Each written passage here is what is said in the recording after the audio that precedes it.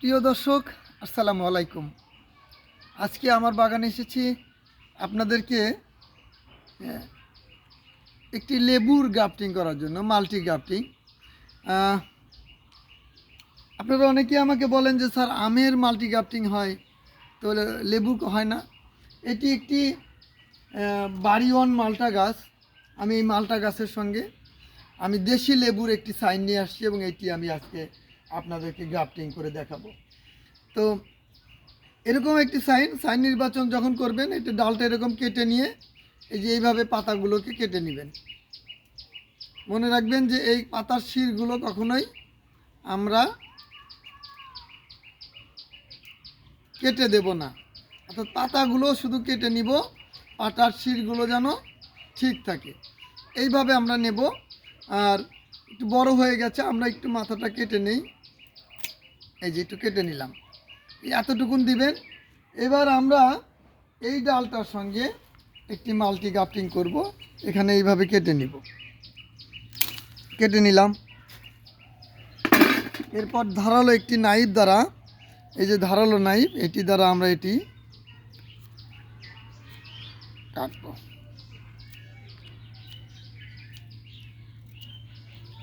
কাটার সময় মনে রাখতে হবে একটি টানে যেন ক্রসিং হয়। যদি মাঝখানে এটার বিট থাকে তাহলে গ্রাফটিং ভালো হবে না। এই জন্যই অনেকে গ্রাফটিং করেন, আপনার গ্রাফটিংগুলো সফল হয় না। আর মনে রাখতে হবে অবশ্যই কাজ করার আগে আপনার হাত এবং ইনস্ট্রুমেন্ট যেগুলো, এগুলো অবশ্যই স্যানিটাইজ করে নেবেন স্যানিটাইজার দিয়ে। হয়ে গেল। আমরা সিকেসার দিয়ে একটু মাথাটাকে সুন্দর করে দিচ্ছি। এরপরে এই যে মাথাটা হালকা করে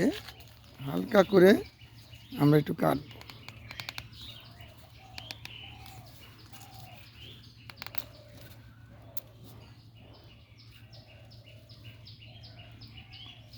কেটে নিলাম। অর্থাৎ যতখানি কাটবেন ঠিক ততখানি যেন এটার মাথা হয়। দেখেন একদম পুরো মিলে গেছে। এখানে বুঝতে হবে একটা সাইড এইভাবে মিলিয়ে দিতে হবে এবং পুরোটা যেন মিলে যায়।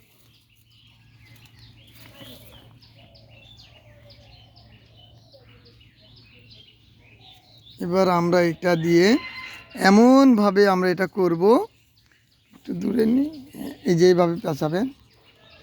পেঁচানোর সময় মনে রাখতে হবে এটা একটি গ্রাফটিং টেপ। আমি গ্রাফটিং টেপ দিয়ে কাজ করতে ভালোবাসি।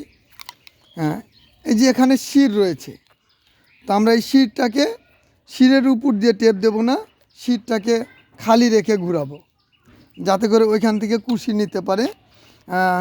আমের গ্রাফটিং আর লেবুর গ্রাফটিংয়ের পার্থক্য এটাই, শিরের জায়গাটাকে খালি রাখতে হয়। এই জন্য যে ওইখান দিয়েই তো আপনার কুশিটা আসবে। আর আপনারা জানেন যে আমরা যখন আম গ্রাফটিং করি তখন আমের কুড়িটা বের হয় আমের মাথাতে, এই ডালের মাথা থেকে। এটা যেহেতু ডালের মাথাটা কাটা, সেহেতু আমরা ডালের মাথাটাকে যাতে ময়েশ্চার না আসে, এই জন্য মাথাটাকেও আমরা টেপ দিয়ে এরকম মুড়িয়ে দেব। একদম টেপ দিয়ে এরকম মুড়িয়ে দিয়ে এরপরে এই মাথাটাকে আমরা কেচি দিয়ে আগে কেটে নিলাম।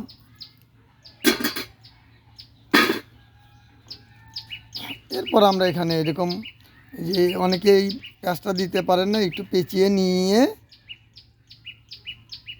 বিপরীত দিক থেকে এটা টান দিতে হবে। একটা টান দিলাম, দেখেন কি সুন্দর করে চলে আসলো।